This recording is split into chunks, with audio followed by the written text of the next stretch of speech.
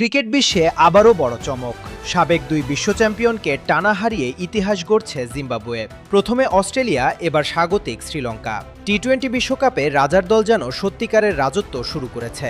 টি-20 বিশ্বকাপের মঞ্চে কলম্বোর উত্তেজনাপূর্ণ লড়াইয়ে মুখোমুখি হয়েছিল শ্রীলঙ্কা জাতীয় ক্রিকেট দল এবং জিম্বাবুয়ে জাতীয় ক্রিকেট দল। টসে জিতে আগে ব্যাট করে শ্রীলঙ্কা তোলে 7 উইকেটে 178 রান। লক্ষ্যটা সহজ ছিল না মোটেও, কিন্তু জবাব দিতে নেমে আবারও সামনে থেকে নেতৃত্ব দিলেন অধিনায়ক সিকান্দার রাজা। যখন সমীকরণ দাঁড়ায় 50 বলে 81 রান, তখন ক্রিজে এসে রাজা খেলেন মাত্র 25 বলে 45 রানের দুর্দান্ত ইনিংস। 4 ছক্কায় চাপ কমিয়ে ম্যাচকে জয়ের পথে নিয়ে যান তিনি। রাজা আউট হওয়ার সময় দরকার ছিল 10 বলে 12 রান। শেষ ওভারে সমীকরণ 8 রান, আর তখনই নাটকীয় সমাপ্তি। মাহেশ তিক্সানার করা ওভারের প্রথম বলেই টনি মুনিয়ঙ্গা হাঁকালেন ছক্কা। কার্যত সেখানেই শেষ শ্রীলঙ্কার আশা। অন্যদিকে ওপেনার ব্রায়ান বেনেট ছিলেন অনবদ্য।